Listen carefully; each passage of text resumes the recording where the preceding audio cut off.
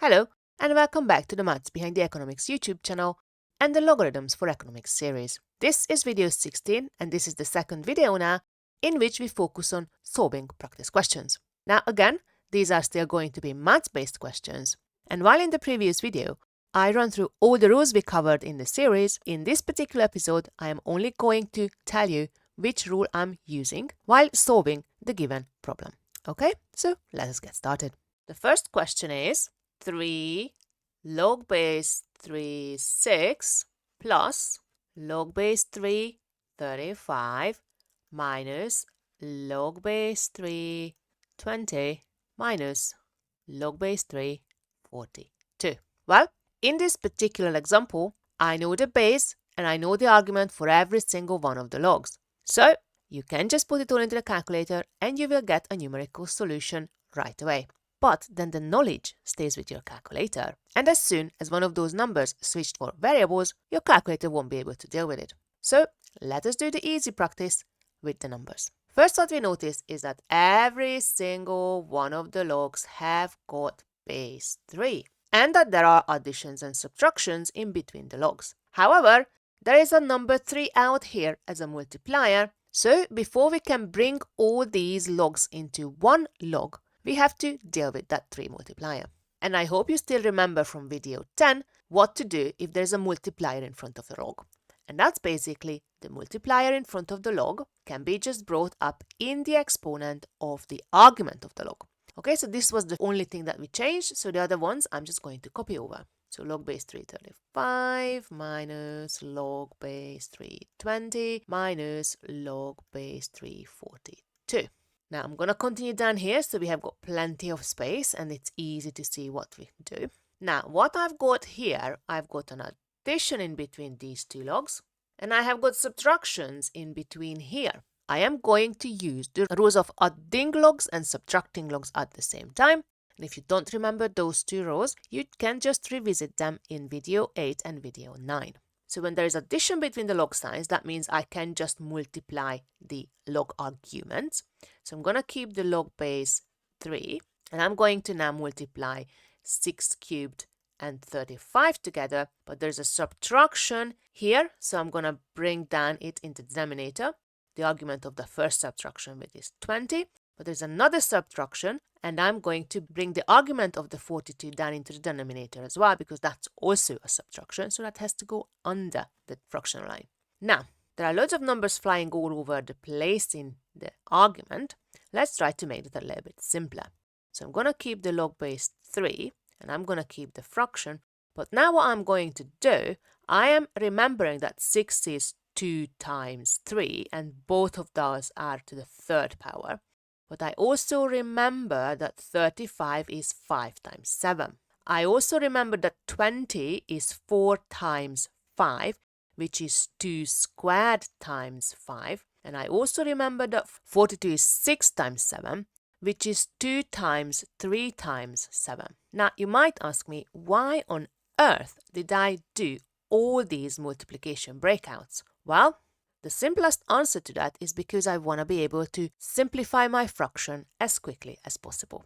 So I've noticed that there's a 5 at the top and there's a 5 at the bottom, so they're going to cancel down to 1. There's a 7 at the top and there's a 7 at the bottom. They're also going to cancel down. And on top of that, what I've got here is 2 times 3 cubed, which can be rewritten as 2 cubed times 3 cubed. And at the bottom, I got 2 squared times 2, which can be collected to 2 cubed, and there is a times 3 left. So what we should do now is sort out this mess and write out nice and neat form what is in the fraction. So at the top, we ended up with 2 cubed times 3 cubed, and at the bottom, we ended up with 2 cubed times 3. Now, isn't that lucky?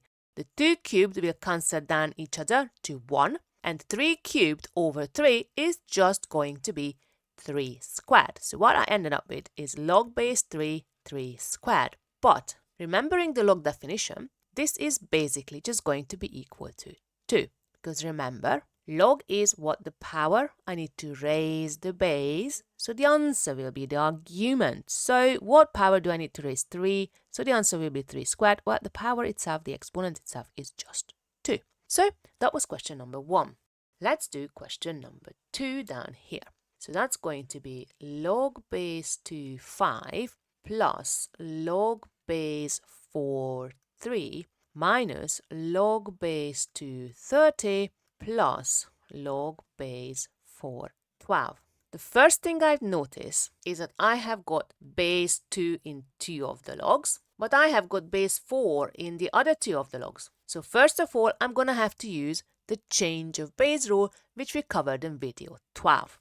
So I'm going to keep base 2, the lower base, to be the common base, because that's going to make my life a little bit easier when I'm rewriting the log base. And if you don't remember exactly why we did that, I strongly recommend that you visit video 12 again. So log base 2 5 doesn't change, but now log base 4 3 will be rewritten as log base 2 3 over log base 2 4. And I better make a little bit more space so my writing doesn't disappear from the screen. Okay, so the third term in the log expression is not going to change because that's also base 2, so that's going to be log base 2 30, but the last term is again base 4, so I'm going to have to rewrite that as base 2 again, so that's going to be log base 2 12 all over log base 2 4. Keep going. Log base 2 5 is not going to change, so that's just going to remain log base 2 5 plus log base 2 3 cannot be changed at the moment. But log base 2 4, I remember that's just 2 because 2 raised to this 2 or 2 squared is going to give me 4. So this was the whole point of choosing the log base 2, because log base 4 2 would be a little bit more tricky to figure out than log base 2 4 is. Now the next term, log base 2 30, does not change. But the next term is again going to be log base 2 12 at the top, but again just replace it by 2 at the bottom. And I need to make some more space again. Continue on our journey. First term is not going to change, log base 2 5. But now the over 2 can be rewritten as half of log base 2 3 minus log base 2 30 doesn't change. And again, I can bring out the half multiplier to log base 2 12. Now the question, why did I bring out those dividers as a multipliers? Simply because now that all of my logs are the same base, I want to be able to bring them behind the one log sign. But if there is a divider or a multiplier, I can't do that. The multiplier is preferred to the divider simply because I remember that all these multipliers can be brought up into the exponent of the argument. So let's do just that. I've got log base 2 5 plus log base 2 3 to the half minus log base 2 30 plus log base 2 12 to the half. Now there's nothing in my way. I've got 2 additions and a subtraction, so let's follow those rules. When I'm adding logs together, that means that I can multiply the arguments, so that's going to be 5 times 3 to the half. But then there is a subtraction, which is going to be a division, so divide by 30. But there is another addition, so there's going to be another multiplier up at the top. So let's make the fractional line a little bit longer. And then that's going to be the 12 to the half. Okay? Now, what I've noticed is that I've got 3 to the half times 12 to the half. So, after writing log base 2, now what I can do, at the top, I can keep the 5, but then I multiply that with 3 times 12 to the half, and the 30 will not change. Now, why was it good for me? Again, write out the log base 2, because 3 times 12, and the 5 doesn't change either, so 3 times 12 is just 36, and a half power is basically just the square root. Remember that any number to the half power can be rewritten as the square root of that number. So in our case, 36 to the half is just square root of 36. Now, what is the square root of 36?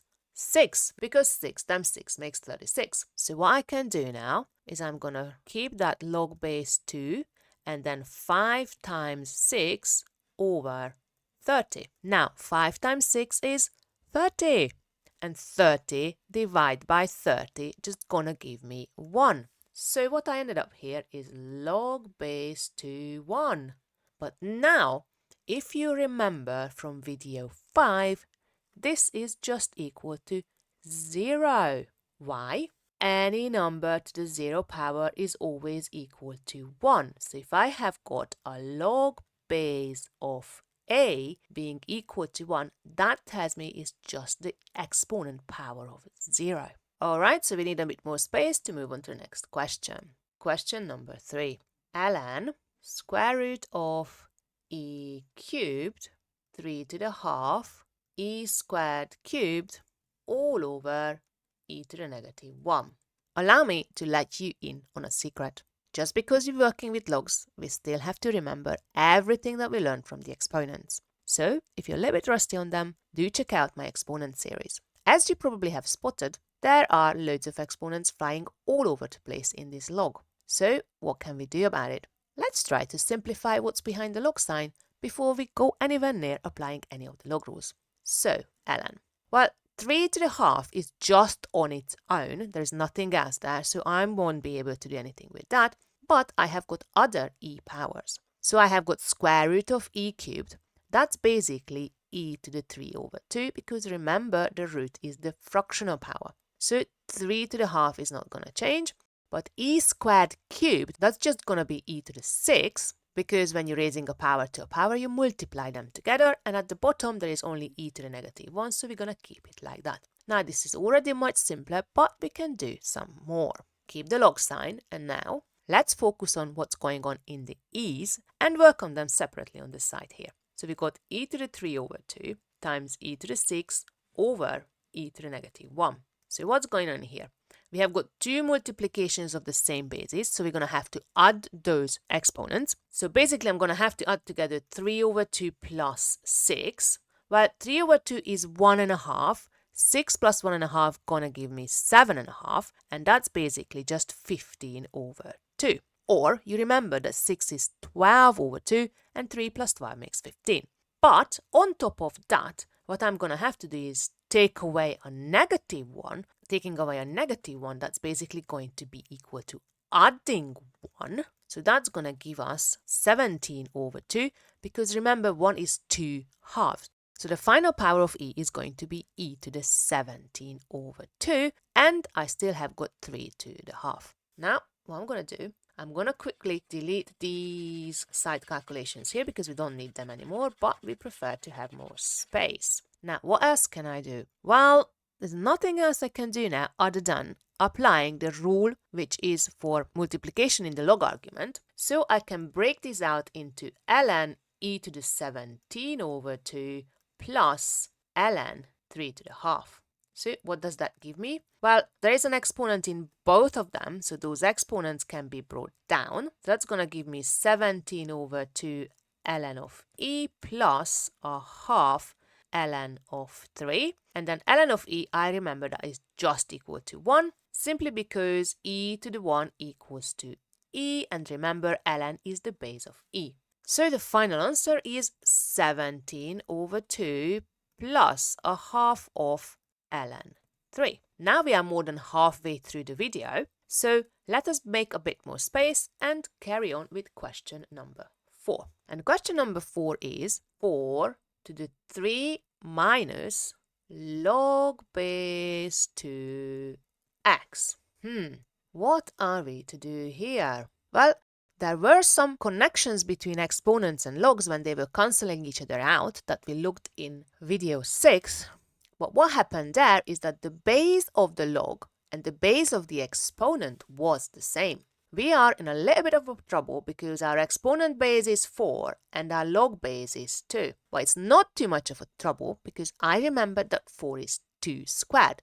So I'm going to rewrite 4 as 2 squared, and not forgetting that the 3 minus log base 2x is in the power, so that's why I needed the bracket, because not just the 2 is in the base, but the 2 squared is in the base. Okay, let's carry on. Now, another thing, again, I refer you to the exponents and logs are being very intimately connected, that I now need to remember what I need to do when I'm raising an exponent to an exponent. So what I need to do then, I need to multiply those exponents together. So I need to multiply 2 by whatever was in the original exponent, and that's 3 minus log base 2x. Okay, let's come down to have a bit more space. So when I multiply out a bracket that I need to multiply everything that's inside the bracket. So I'm going to end up with 6 minus 2 log base 2x. Now, I'm one step closer because now the base of the exponent and the base of the log are the same. Now I'm almost at the place where I can use the rule from video 6, and in case you've forgotten that, let me write it here for us on the side. So if I have got a base and I'm raising that to a log base to some kind of argument, the whole expression is just going to be that argument. So our whole goal is to have our 2 to the something power in this specific form. So what we want 2 to some log base 2 and something in the argument. And then we can just simplify that down to being equal to that specific argument. So that's the goal that we're trying to get to. But the problem here is that there is a number, there's a subtraction, and there's a multiplier in front of the log. So first of all, I can bring up that multiplier. But on top of that, any number can be rewritten in a log form. How can I express 6 as a log? Well, I need to express it as a specific log base of 2 because that's the whole goal. And on top of that, the argument have to be 2 to the 6 because that's the only way I can cancel it back down to 6. So I'm going to do these two steps at the same time. So 6 is going to be replaced by log base 2 to the 6. And then I'm going to bring up that 2 in front of the other log sign. So that's going to be log base 2x squared. Okay, I'm going to continue down here so we don't get messed up with the side notes. Now I have got the same log bases. I don't have a number anymore. I have got the same log bases here now, but there is still a subtraction. And remember, for my rule to work, I can't have anything in the exponent other than just a single log base. So I have to apply the subtraction of the logs or the reverse of the log division rule. So I'm going to have to keep the base 2, but now the exponent is going to be log base 2 to the 6 over x squared. Now I have got 2 to the log base 2, and that means that the log and the exponent cancels each other out, and the whole expression is just gonna come down to being 2 to the 6 over x squared. Now that's a little bit simpler and probably more familiar than the original expression we started with. I hope you like this trick. Right, let's move on to the last practice questions for the video. I'm going to have log base x squared y cubed times log base y cubed x to the 5 plus log base x z cubed. Okay, what are we going to do here? First, we're going to make a bit more space. And then what we see is that all three bases are different. But if you watched video 14, then you probably noticed that I have got y cubed here and I have got x to the 5th here. So in the first two logs, I have got a multiplication and it looks almost like the base and the argument are switching from one to the other. The only problem is that there are all these exponents in my way. So let's remove them. So first of all, I can bring out the 3 from the exponent of the y, but then I also notice that the base is x squared. So then I can also bring out the 1 over 2 multiplier from the base. So remember, 3 is from the exponent, so that 3 is this one, and the 2 is coming out to here. So then the base of the log is just going to be x, and the argument now is just simply y. So we're going to multiply it by, and again, we're going to use exactly the same logic. The 5 here going to come out as a 5 multiplier, and the 3 exponent from the base is going to come out as a 1 over 3 multiplier. And now I'm going to end up with having log base y x plus, again, there is an exponent in here, so I can bring that down at the front, and then that's going to give me 3 log base x z. Right, there are loads of numbers in the first term, the multiplication term. Let's bring them all together. So I have to multiply 3 times half and 5 times a third. So as a side calculation, that's going to be 3 over 2 times 5 over 3, and at the end, that's just going to be 15 over 6, because 3 times 5 makes 15 and 2 times 3 makes 6. So all of those fractions going to give me 15 over 6, times log xy times log yx plus 3 times log xz. Now, this is just 1, and if you do not know why this is, it's a lovely little trick that we explored in details in video 14. I strongly suggest that you check that out. And then the final answer will be 15 over 6 plus 3 times log xz. Okay, so these were the 5 examples for today's video. I hope that you picked up a few tricks. I hope that you see now how these rules can be applied in problem-solving scenarios. In the next video, we will be still working on mathematical expressions, but in the video after, we're going to apply these newly learned skills into formulae and variables which are more familiar to economics. I hope to see you then. Bye!